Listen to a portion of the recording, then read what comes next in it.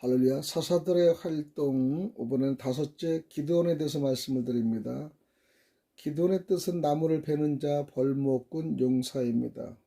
출신 배경은 므낫세 족속 중 아비에셀 가문에 속한 요아스의 막내 아들이죠. 사사기 6장 11절 15절 참조하시기 바랍니다. 기드온에게는 아비멜렉을 포함하여 아들 71명이 있었으며 죽은 후에 고향 오브라에 매장되었다는 기록이 사사기 8장 32절입니다. 기드온의 활동 기간은 대적 미디안을 통해 징계하신 기간은 7년이며 기드온이 사사로 다스리던 평화 기간은 40년입니다.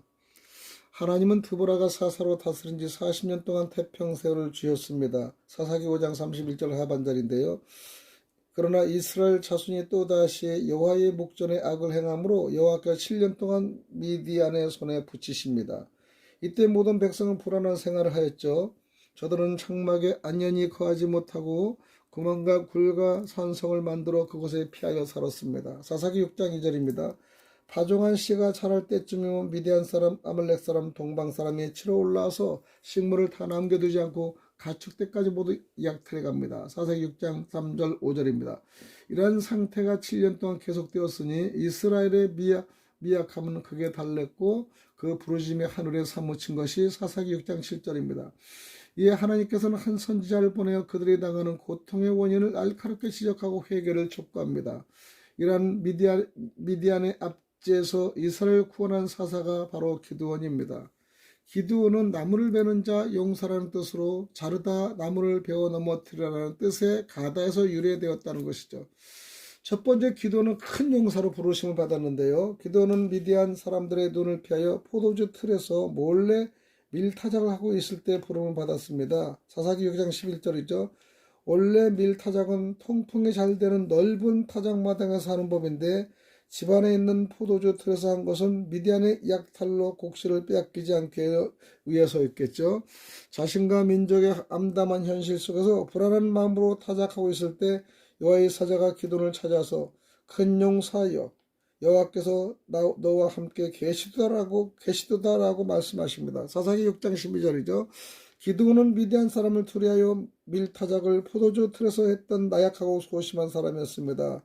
그러나 하나님은 기드온을 향하여 큰 용사여라고 불러주셨어요. 이것은 아무리 나약한 존재일지라도 하나님이 함께 하시면 큰 용사가 되어 하나님의 역사에 크게 쓰임받게 된다는 것을 가르쳐줍니다.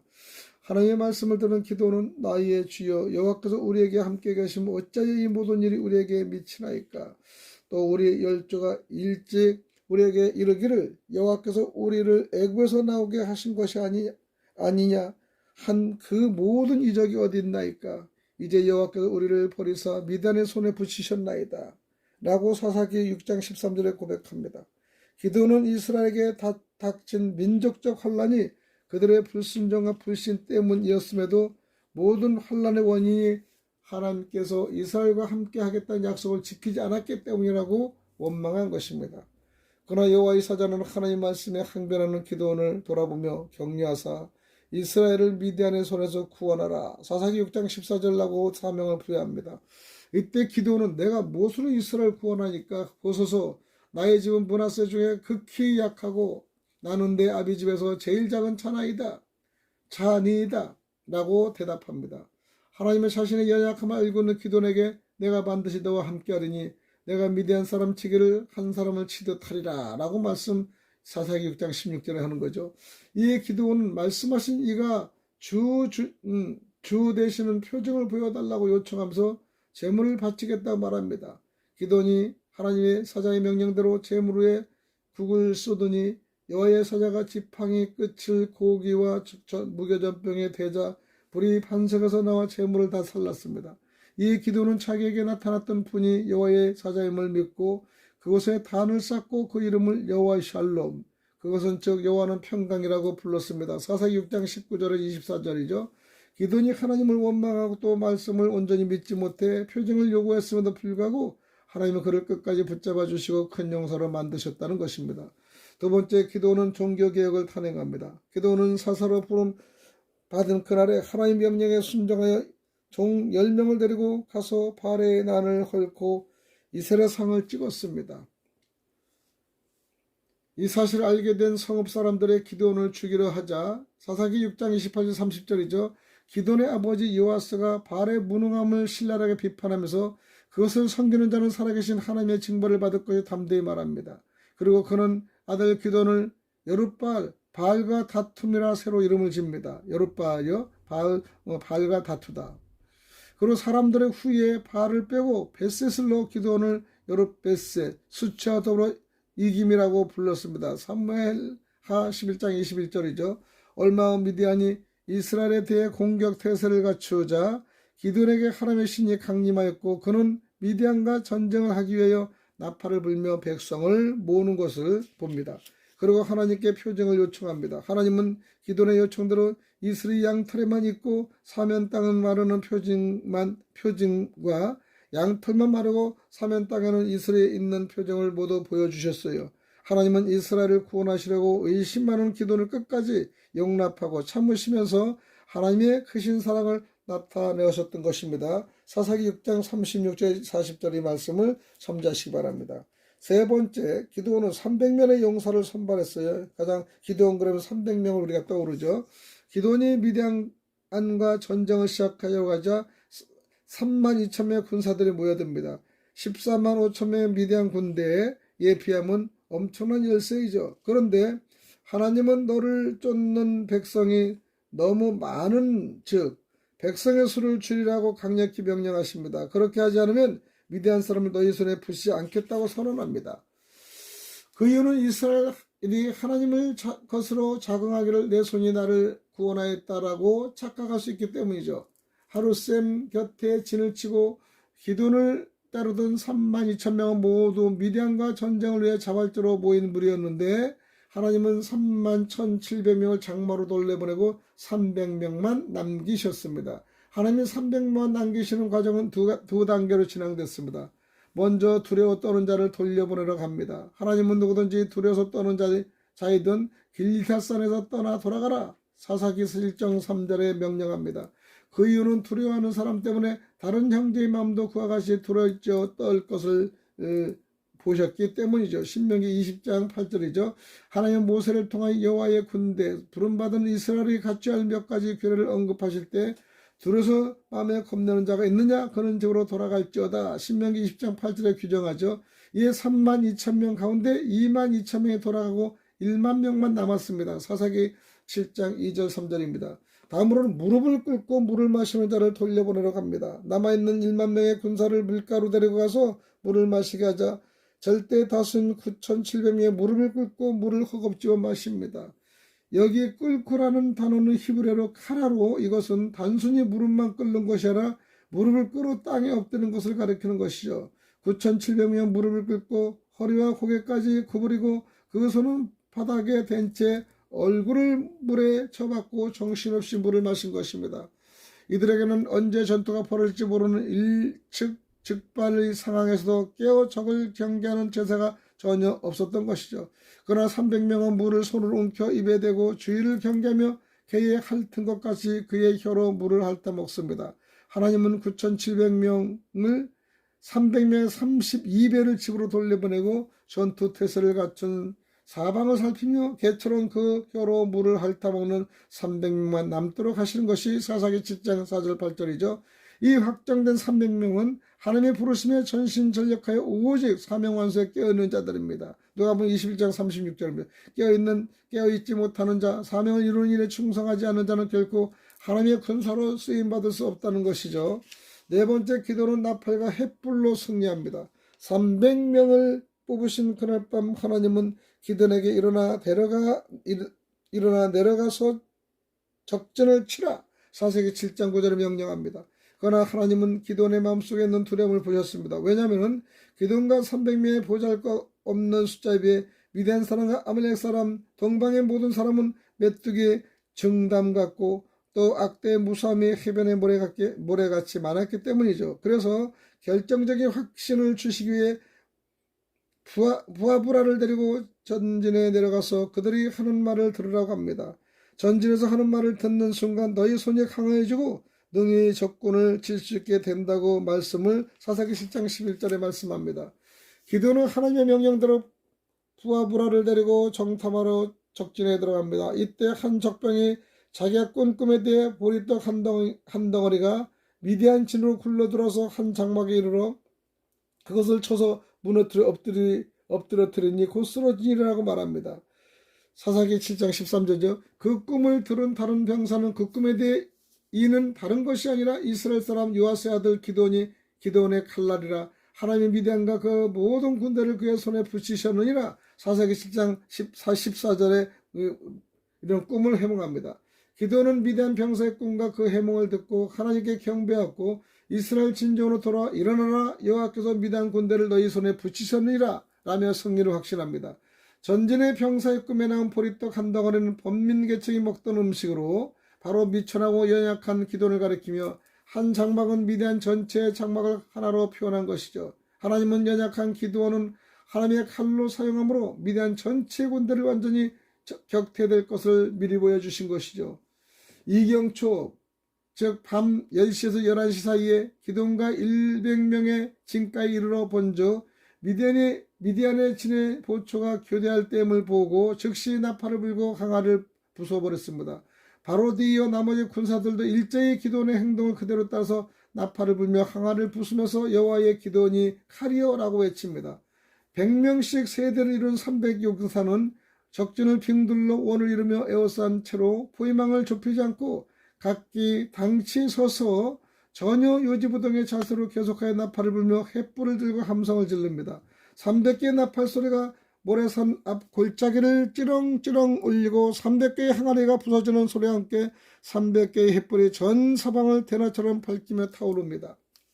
원래 전쟁 나팔은 한 방에서 한두 사람이 불게 되었습니다. 그런데 300이 동시에 3일에서 전쟁 나팔을 불 때 미디안 군대는 자신들이 엄청나게 많은 이스라엘 군대에 완전히 포위된 것을 생각하며 순간 두려움과 혼란에 빠지게 되었죠.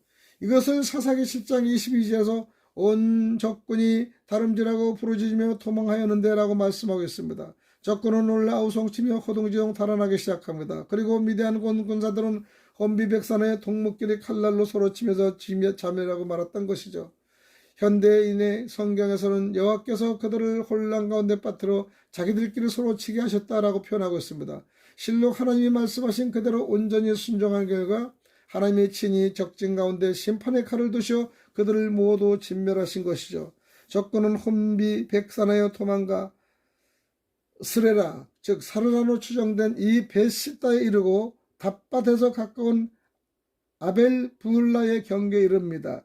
이때 납달리 아셀 므네스의 지파에서 사람들이 동원되어 도망치는 미디안 사람을 쫓았습니다. 그리고 기드온은 사자를 에브라임 산지로 두루보내어 에브라임 사람들을 모아 도망치는 미디안 군을 앞질러 벳바라와 요단에 이르기까지 나루턱을 취하도록 했습니다.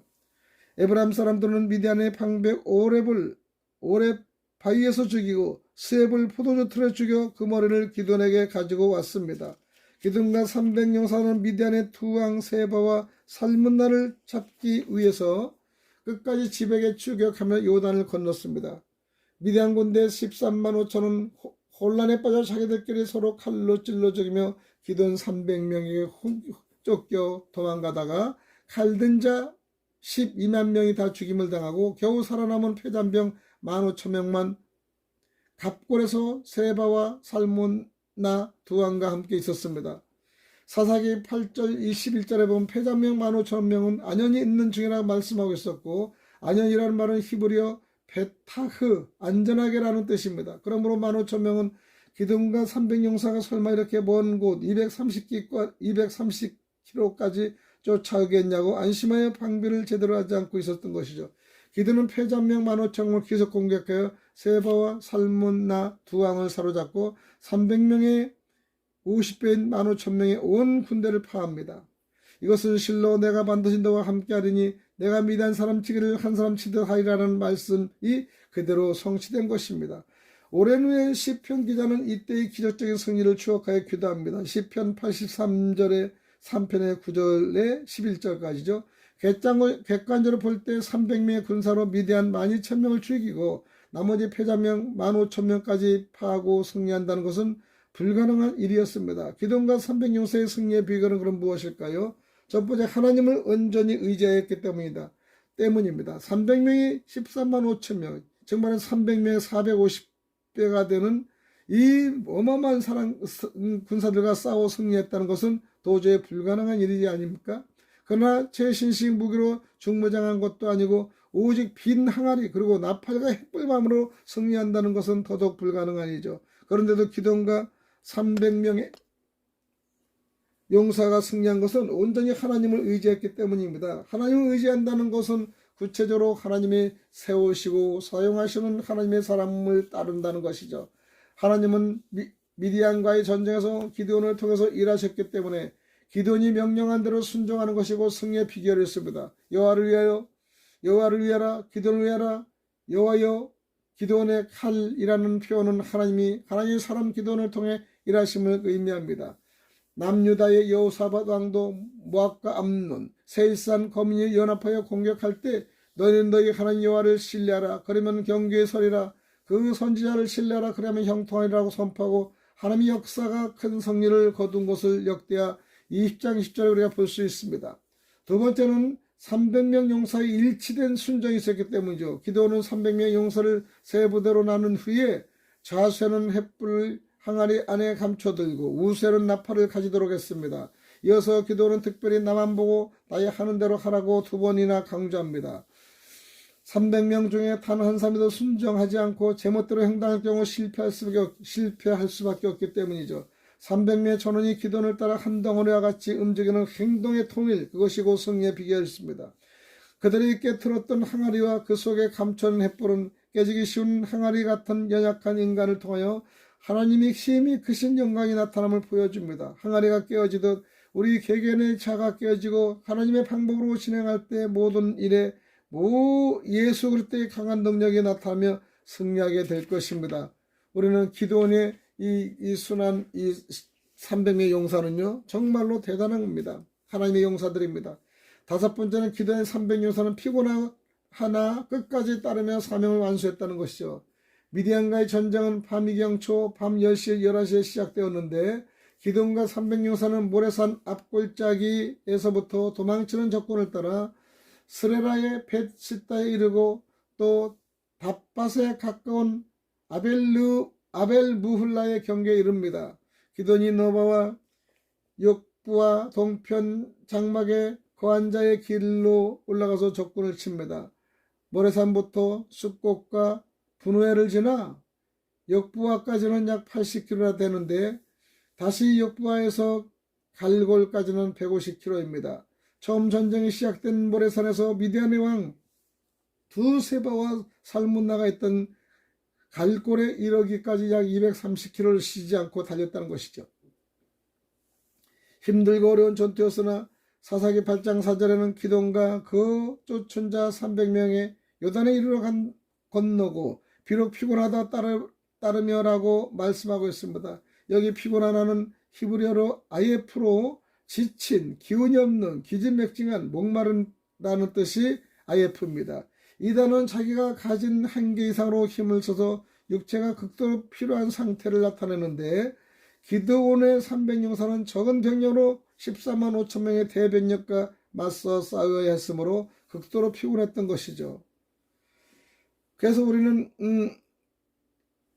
또한 사사기 8장 4절에만 따르면은 히브리어로 라다프로 뒤쫓다, 추적하다, 사냥하다는 뜻인데 어떤 목표물을 절대로 놓치지 않기 위해서 바짝짓 쫓아가는 것을 라다프라 합니다. 300용사는 기드온의 일거수일족을 놓치지 않고 바짝 따라가며 오직 하나님의 명령에 순종했습니다. 특히 따르면은 동사의 분사형으로 300용사가 한 번도 끊임없이 계속하여 기드온을 쫓아간 것을 의미하는 것이요.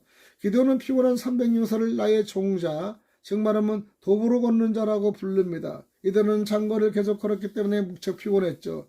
기드온의 300용사는 미디안과 전투하면서 너무도 힘들고 피곤하여 주저앉고 싶을 때가 많았을 것입니다.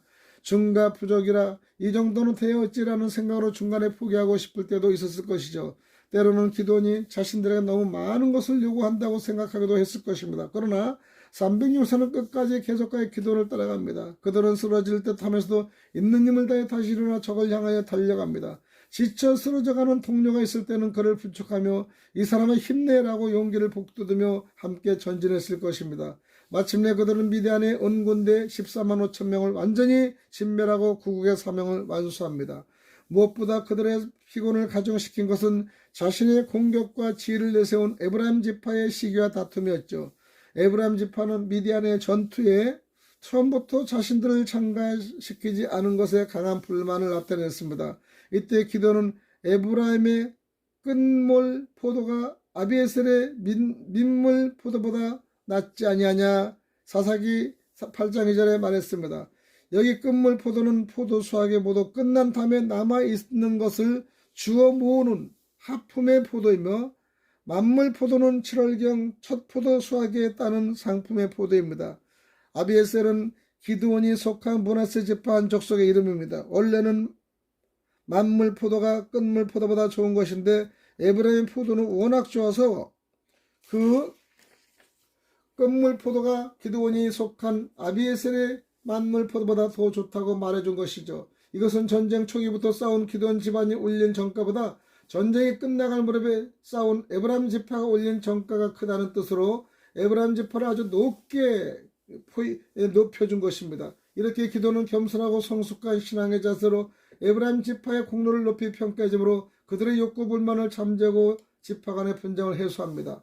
이보다 기도원과 300용사를 더욱 피곤하게 만든 것은 자기 동족의 냉대와 비난이었죠. 세바와 살문나를 추격하는 기드온의 300용사가 요단을 건너면서 너무도 피곤하여 떡덩이를 요구했을 때 숫곳 사람과 분노의 사람들은 음식을 내어놓기는커녕 조롱까지 합니다. 세바와 살문나가 이끄는 미디안 군대는 15,000명을 300명의 보잘것없는 기드온 용사에 비하면 막강했으므로 그들의 생각에 기드온이 세바와 살문나를 추격하여 사로잡는 일은 너무나 무모하고 도저히 불가능해 보였을 것이죠. 지금 기드온 군대를 도와주면 미디안 군대가 재정비에 돌아올 때 보복당할 것이 두려웠던 것이죠. 그들은 하나님의 능력을 완전히 불신하고 자기들의 무사한 일만을 추구하는 이기주의에 빠졌습니다. 그러나 기드온의 300용사는 그들의 불신과 냉대와 조롱 속에도 아랑곳하지 않고 미디안 세력의 뿌리를 완전히 근절할 목적으로 끝까지 추격하여 미디안의 두 왕을 죽이고 토벌을 끝마쳐 이스라엘을 구원하였습니다. 결국 숫곳과 분할 사람들은 하나님을 대신한 기드온의 준엄한 심판을 하는데도 숫곳 사람은 들가시와 찔레로 징벌하고 분할은 그 망대를 헐고 그들을 죽였습니다. 하나님의 사명을 완수하는 자는 피곤하나 끝까지 따라가는 사람입니다. 뜻을 이루어가다가 끝을 보지 못하고 도중에 포기해서는 아니 됩니다. 말할 수 없는 오해, 환난, 핍박, 조소가 있어 피곤에 피곤을 더할지라도 끝까지 낙심하지 않고 끝까지 낙심하고 따르는 자에게 기적적인 승리와 구원이 있다는 사실을 마태복음 10장 22절, 24절, 13절과 누가복음 21장 19절과 갈라디아 6장 9절을 참조하시기 바랍니다. 실로 기도는 거대한 나무와 같은 미디안을 쓰러뜨리고 위대한 승리를 이루었습니다. 여호와의 구원은 사람이 많고 적음에 아무런 관계없다는 것이요. 이것이 사무엘상 14장 6절의 말씀인데 하나님은 보리떡 한 덩어리와 같이 보잘것없고 질그릇같이 연약한 기도를 통하여 주님의 위대하심을 나타냈습니다.